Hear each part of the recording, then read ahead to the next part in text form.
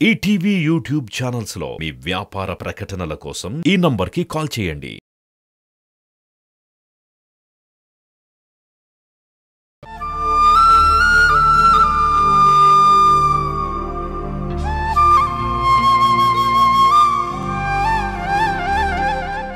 మనిషికి ప్రాణం పోయడం, మొక్కకి నీరు పోయడం ఒకటే కదా? అవును, జీవం నిలపడం కోసం అది తప్పదు. 10 కాలాల పాటు ప్రాణమైనా మొక్కైనా చల్లగా ఉండాలంటే జాగ్రత్తగా చూసుకోవాలి. నా కథ ముగిసింది. నీ గురించేం చెప్పవా?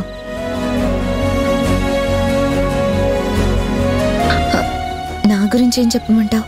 నాకు తెలియంది నీకు తెలిసింది, నీ మనసులో ఉన్నది నువ్వు దాచుకున్నది. గతమా వర్తమానమా? నేను గతమే చెప్పాను కదా. చెప్పేంత గతం నాకేం లేదు.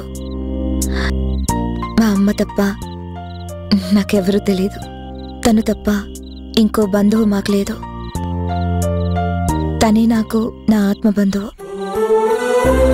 నేనొక్కదాన్నే తనకు. అందుకే అబ్బాయిలా స్వతంత్రం ఇస్తూనే చాలా బాధ్యతగా పెంచింది.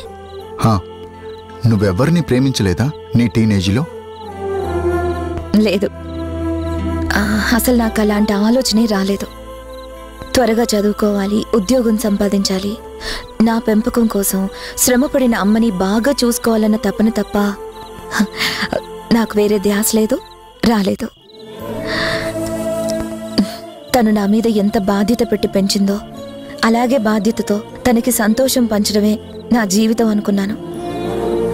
తనకి నచ్చినట్టుగా తను చెప్పిన వాళ్ళని తన్ని జీవితకాలం వదిలిపోకుండా తన కోసం అతన్ని తెచ్చుకొని అమ్మతో కలిసి ఉండాలని అనుకున్నాను. అందుకే నేను ప్రేమ పెళ్ళి అని ఆలోచించలేదు. తను పడ్డ కష్టం ఎప్పుడూ నా కళ్ళ ముందు కదులుతూనే ఉంది. ఆవిడ చిందించిన ప్రతి చెమట చుక్క నాకు పాఠంగా మిగిలింది. అవే ఆవిడ సుఖ సంతోషాలే నాకు ముఖ్యం అనేలా పెరిగాను. మా అమ్మ ఇంటి పని నుంచి ఇటుక బట్టల వరకు చెయ్యని పనంటూ ఏమీ లేదు. ఒంటరి స్త్రీగా నన్ను పెంచడానికి ఎన్ని అవమానాలు భరించిందో నా కళ్ళారా చూస్తూ పెరిగాను. ఆవిడ క్షేమమే నా లక్ష్యం.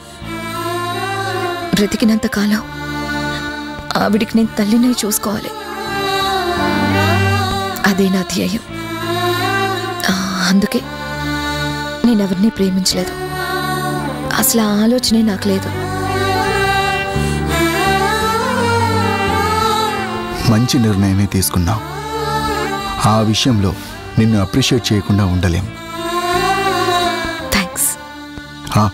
నీ సైడ్ ఓకే, కానీ నిన్నెవరూ ప్రేమించలేదా? ప్రపోజ్ చేయలేదా?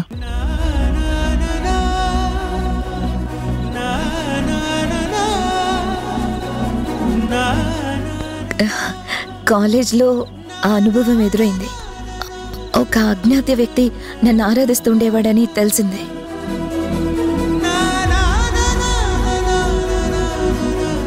అజ్ఞాత ప్రేమికుడా? అవును. ఒకరోజు నాకు ఒక లెటర్ వచ్చింది. అదే ప్రేమలేఖ. దాని మీద అడ్రస్ లేదు, పేరు లేదు, కానీ ఒక కవిత్వం మాత్రం ఉంది. ఓ, లవ్ లెటర్. ఇంప్రెస్ చేయడానికి కవిత్వం రాశాడా? అందులో చాలా భావాలు పొందుపరిచి ఉంటాడే. ఆ అబ్బాయి అజ్ఞాతం అంటున్నావు కాబట్టి నన్ను నేను అతనిలా ఊహించుకోవచ్చా? నువ్వు శకుంతలలా చూడమన్నట్టు. నాకు తెలియని వ్యక్తే కానీ నీ ఇష్టం. నాకైతే ఏ అబ్జెక్షన్ లేదు. ఏం రాశాడు అందులో?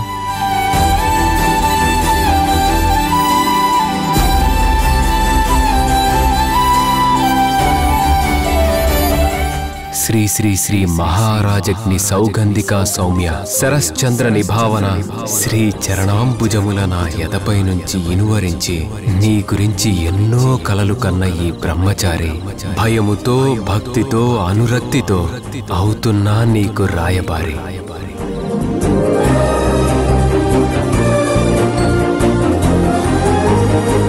సంధ్యారాగం చంద్రహారతి పడుతున్న వేళ, మసక చీకటి మధ్యమావతి పాడుతున్న వేళ, ఒక శుభముహూర్తాన తొలిసారి మిమ్మల్ని చూసింది మొదలు మెదిలాయి మదిలో ఎన్నెన్నో కథలు.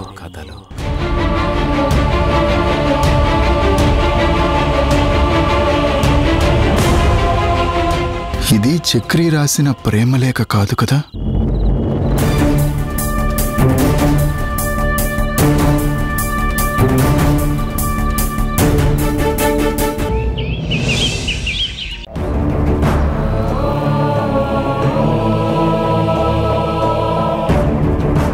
నాకలా వారానికి ఒక లెటర్ చొప్పున చాలా లెటర్స్ వస్తూనే ఉన్నాయి.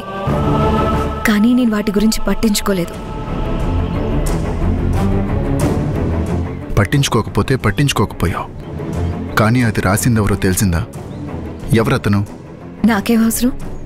అసలు ప్రేమ అన్న ఆలోచన కానీ ప్రేమించాలనే భావన నాలో లేనప్పుడు ఎందుకు ఇంట్రెస్ట్ చూపించాలి? వాడి తిప్పలు వాడిపాడని నాకేంటి? వాడి పిచ్చిలో వాడి మునికి తేలని నాకెందుకు? తెలుసుకొని మందలించి ఆ తృప్తి ఆనందం నేనెందుకు చెడగొట్టుకోవాలి? సమాధానాలు ఇవ్వని నా గురించి అర్థం చేసుకుని వాడి గురించి నేనెందుకు పట్టించుకోవాలి? ఎదుటి వాళ్ళ గురించి ఆలోచించలేని మూర్ఖుడు అనుకుని నేను కూడా వదిలేశాను. అసలు ప్రయత్నమే చేయలేదు. నేను అసలు ఆ మ్యాటర్ కూడా పెద్ద సీరియస్గా తీసుకోలేదు. లైట్గా తీసుకున్నాను, వదిలేశాను. నాకు అసలు ప్రేమ వైపు కన్నెత్తి చూడాలన్న ఉద్దేశం కూడా లేదు.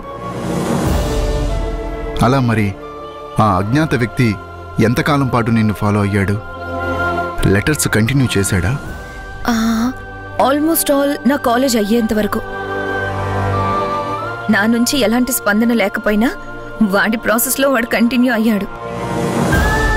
చివరికి నా చదువు అయిపోయింది. వాడి నుంచి లెటర్స్ రావడం ఆగిపోయాయి. ఐసీ. మరి నీకు చక్రి ఎలా పరిచయం? తను నాకు స్కూల్ లైఫ్ నుంచి మంచి ఫ్రెండ్. కాలేజ్లో కూడా మేము కలిసే చదువుకున్నాం. పైగా నా చిన్నతనం నుంచి తను నేను పక్క ఇళ్లలోనే ఉండేవాళ్ళం. అతనితో మరి ఈ విషయం చెప్పలేదా? నేనే అనవసరం అనుకున్నాను. తనకెందుకు చెప్పడం? చక్రితో నీ పరిచయం కంటిన్యూ అవుతూనే ఉంది కదా? Family friend. మా కాలేజ్ అయిపోగానే చక్రి ఫారెన్ వెళ్ళిపోయాడు. ఆ తర్వాత నాకు మ్యారేజ్ అయింది. మ్యారేజ్ అప్పుడు కూడా ఇక్కడ లేడు. నా పెళ్ళవడం అదంతా తెలిసిందే కదా. చక్రి తిరిగి వచ్చేసరికి నేను ఒంటరిగానే మిగిలిపోయాను. నాకది తెలుసో నా మీద సింపతితోనో ఒంటరి పోరాటం చేస్తున్నానో నా ప్రతి కష్టంలోనూ సాయంగా నిలిచాడు. నాకు మోరల్ సపోర్ట్ ఇస్తూ అండగా నిలబడ్డాడు. చక్రి నా ట్రూ ఫ్రెండ్. కల్మషం లేని స్నేహం, నిర్మలమైన మనసు. He's a gentleman. ఎంత అమాయకురాలివి జనని. తన గురించి నీకు తెలియదు. తన మనసులో ఏముందో నాతో చెప్పాడు. నీకు తెలియని కల్మషం అతని స్నేహంలో ఉంది. నువ్వు స్నేహం అనుకున్నావు, కానీ తను మరోలా నిన్ను ఊహించుకున్నాడు. నీ మీద అతనుకున్న అభిప్రాయం వేరు. నువ్వు ప్రయత్నం చేయలేదు, కానీ చేస్తే నీకు చక్రియే పట్టుబడేవాడు. చేస్తే ఆ లెటర్స్ రాసింది చక్రి అని నీకు తెలుసుండేదని నేను అనుకుంటున్నాను. నా అనుమానమే కరెక్ట్.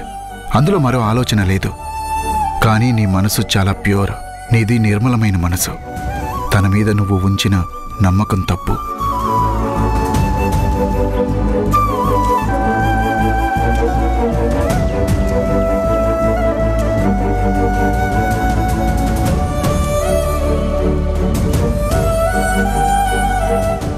ఏమైంది? ఎందుకు అలా చూస్తున్నావు? ఏం లేదు. లెటర్ రాసిన వాడు ఎందుకు ధైర్యం చేయలేకపోయాడా అని ఆలోచిస్తున్నా.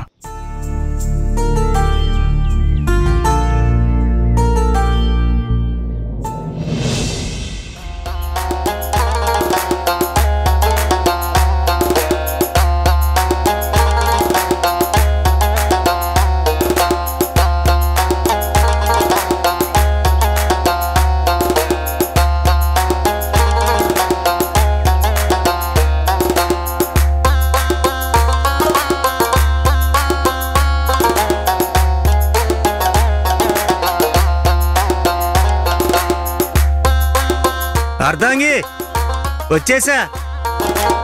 మక్కా యాత్ర బ్రహ్మాండంగా పూర్తి చేసుకొచ్చా. ఎవరో వచ్చినట్టున్నారు, పద వెళ్దాం. నమస్కారం అండి. నమస్తే. మీరు మా బావమరిది కొడుకు కోడలు కదూ? జనని గుణలు అవునా?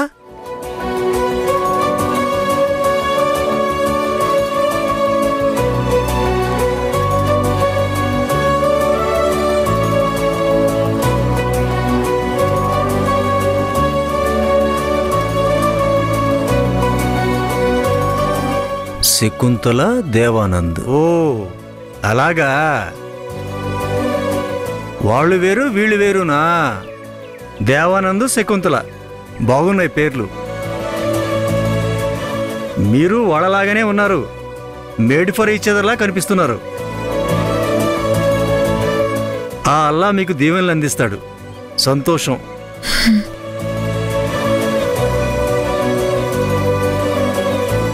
అర్ధాంగి, నాకు నీ చేతి ఒక స్ట్రాంగ్ కాఫీ ఇస్తావా? ఆ రుచి నాలుకొక లేక చాలా కాలం అయింది.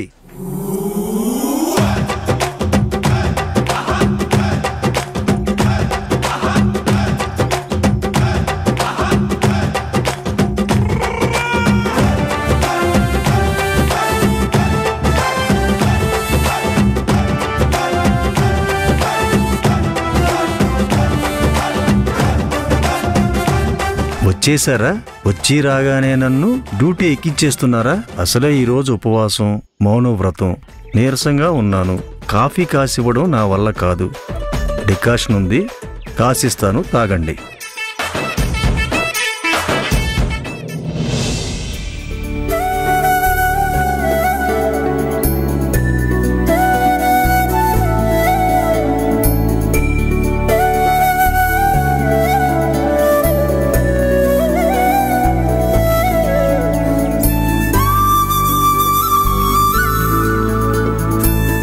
నీ కోసం వెతికి వెతికి మరీ తెచ్చాను. చూడు, బాగుందా? నచ్చిందా?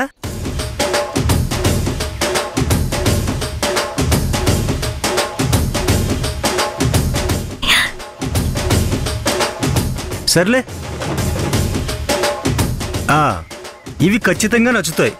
తళతళా మెరుస్తుంటాయి చూడు.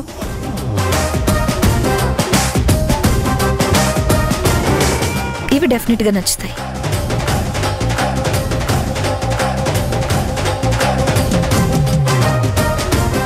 చాలా సంతోషం. చాలా ఎక్స్పెక్టేషన్తో తెచ్చా, నీకు నచ్చలేదు. సర్లే, జివ్వకో రుచి బుర్రకో బుద్ధి అంటారు. ఎవరిష్టాలు వాళ్ళవి. అర్ధాంగివై ఇన్నేళ్లైనా నీ ఇష్టాన్ని, అభిప్రాయాన్ని నేను తెలుసుకోలేకపోయాను. అయినా నువ్వు మౌనవ్రతంలో ఉండటం నా అదృష్టం. లేకపోతే పైకప్పు పైనే లేచిపోయేది. చుట్టుపక్కల జనం సినిమా చూడడానికి వచ్చేవాళ్ళు.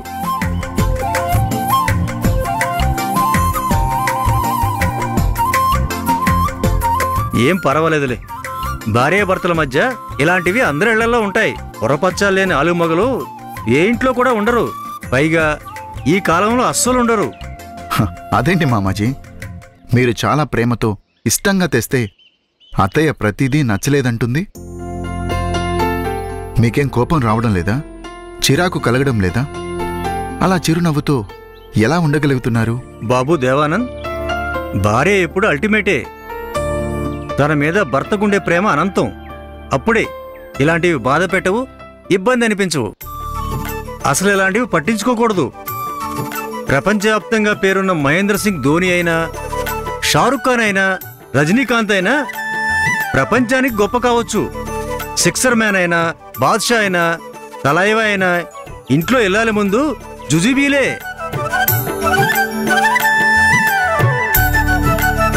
ప్రపంచంలో ఎవరికి లేని హక్కులు భార్యల సొంతం. చట్టాల్లో రాయకపోయినా అమల్లో మాత్రం అధికారాలన్నీ వీళ్ళయే. దబాయింపులు, పురమాయింపులు, అలకలు, ఆగడాలు వాళ్ళ సొంత ఆస్తి. కండిషన్స్, రిస్ట్రిక్షన్స్ మనం ఫాలో అవ్వాల్సిందే. మన మీద లేని అధికారాలు వాళ్ళ సొంతం. కాంప్రమైజ్ అయితేనే గొప్ప సంతోషం మన సొంతం అవుతుంది, లేకపోతే ఒంటరి జీవితంలా మిగిలిపోతుంది. యాక్సెప్ట్ చేయగలిగితే లైఫ్ ఎంజాయ్ చేయగలం, లేకపోతే నిస్సారం అవుతుంది, సంసార జీవితం అయిపోతుంది.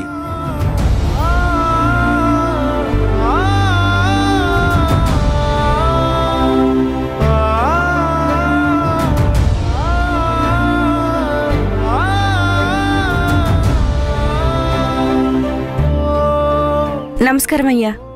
నమస్కారం సీతాలు, బాగున్నావా? ఎప్పుడొచ్చారు అయ్యగారు? ఇప్పుడే సీతాలు, మక్కా నుంచి నీకోసం తెచ్చా. నన్ను గుర్తుపెట్టుకుని తెచ్చారు అయ్యగారు, చాలా సంతోషం అయ్యా. కూతురుని గుర్తుపెట్టుకుని తండ్రి ఉంటాడా? ఏం సీత, మనసేమన్నా మార్చుకున్నావా? నీ గురించి మక్కాల కూడా ప్రార్థన చేశా, నీ సంసారం కుదుట పడాలని. ఏంటి, తను భర్తతో కలిసి ఉండడం లేదా? లేదమ్మా, ఒంటరి ఆడదానిలా బతుకుతుంది. మేమే దానికి తల్లిదండ్రులం అయ్యాం. మా ఇంటి పనులు చేస్తుంది, పని మనిషిలా కాదు, మా మనిషిలా. దీని మనసులో ఒక వేదన ఉందమ్మా. భర్తతో మాట పట్టింపొచ్చింది, 3 ఏళ్ల క్రితం వదిలేశాడు. వదిలేసే నాటికి తను గర్భవతి. కానీ ఆ విషయం భర్తతో చెప్పడానికి స్వాభిమానం అడ్డొచ్చింది. ఆ విషయం చెప్పి తను అక్కడ ఉండడానికి ఇష్టపడలేదు. మౌనంగా గడప దాటి వచ్చేసింది. బాధ భరిస్తూనే బిడ్డని కనదమ్మా. భర్త లేకుండా బిడ్డను పెంచుతున్న తను సమాజం చేత ఎన్నో అవమానాలు, చేత్కారాలు భరించాల్సి వచ్చింది. కానీ తన ధైర్యం సడలేదు. బిడ్డ భవిష్యత్తును తీర్చిదిద్దాలని, ఒంటరిగా బ్రతకలేనా అని జీవితాన్ని ఛాలెంజ్గా తీసుకుంది. మొండిగా బ్రతికేస్తుంది. తను పడ్డది మామూలు కష్టం కాదమ్మా. మనసు తూట్లు పడేలా మాటలంటుంటే మౌనంగా వాటికి కన్నీళ్లే మందుగా బ్రతుకు ఈడ్చుకొచ్చింది. పిల్లల్ని పద్ధతిగా పెంచుతుందనుకున్నా, ఇదేనా పద్ధతి అంటే? మొగుడు ఎలాంటి వాడైనా చావో బ్రతుకో వాడి దగ్గర పడి ఉండాలి గాని, ఆడది ఒంటరిగా ఉంటే ఇలాంటి అనర్థాలే జరుగుతాయి. ఏవమ్మా, అన్ని కష్టాలు అనుభవించినప్పుడు మరి నీకేమనిపించింది? మొదట్లో ఆయన మీద కోపం, నాకేం బాధ అనిపించలేదు. పోను తొందరపడ్డానేమో, మాట జారినప్పుడు ఎదురు పడకుండా మౌనంగా తలంచుకుంటే పోయేదేమో అనిపించింది. నా పెనిమిటి చాలా మంచోడమ్మా, కాకపోతే తాగుడు అలవాటు ఉంది, అదే భరించడం కష్టం. ఏదైనా భర్త తోడుంటే జనాలిచ్చే విలువ వేరమ్మా. మనం ఎంత నికార్సైనా నిప్పైనా చాలా తక్కువ చేసి మాట్లాడుతుందమ్మా లోకం. మనం ఎల్లకాలం అతన్ని వద్దనుకోవచ్చు, కాని బిడ్డలెదిగాక తండ్రి గురించి ఆరా తీస్తారు. అప్పుడు మనం ఏం చెప్పాలో అర్థం కాని పరిస్థితిలో ఉండిపోతాం. అప్పుడు పట్టుదలతో విడిపోయిన వాళ్ళం తిరిగి వెనక్కి పోలేం కదా.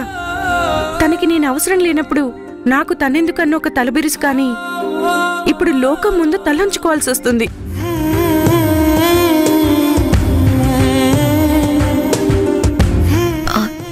మరి నీకెప్పుడు అతన్ని కలవాలనిపించలేదా? అప్పుడు కోపం మీద కలవాలనిపించలేదు, కానీ ఇప్పుడు కలవాలనున్నా చాలా దూరం వచ్చేసాం కదా. కానీ ఒక్కొక్కసారి ఆలోచిస్తుంటే నాకు తను కానీ తనకు నేను గాని అవసరం లేకపోవచ్చు, కానీ బిడ్డకు మాత్రం తండ్రి కావాలి. తండ్రిని దూరం చేసే హక్కు నాకెక్కడిదని నాకే అనిపిస్తుంది.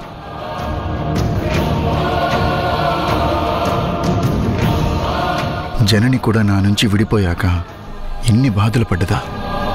ఇంత నరకం అనుభవించిందా? మానసికంగా నలిగిపోయిందా? మదన పడిందా? తన మాటలచ్చం నా కథలాగే ఉన్నాయి. అడుగు వెనక్కి తీసుకోలేకపోవడం అప్పుడు చేసిన తప్పే. నాకు భర్త అవసరం లేకపోవచ్చు, కానీ తనన్నట్టు పిల్లలకి తండ్రి అవసరం ఉంటుంది కదా. వాళ్ళకి తండ్రి మీద ఆరాటం ఉంటుంది కదా.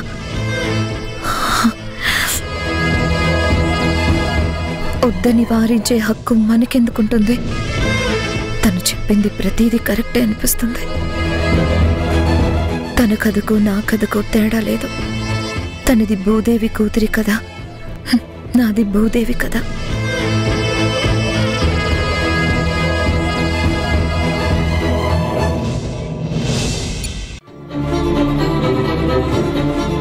ఇప్పుడు మనం ఈ గది దాటితే మళ్ళీ తిరిగి రాము కదా.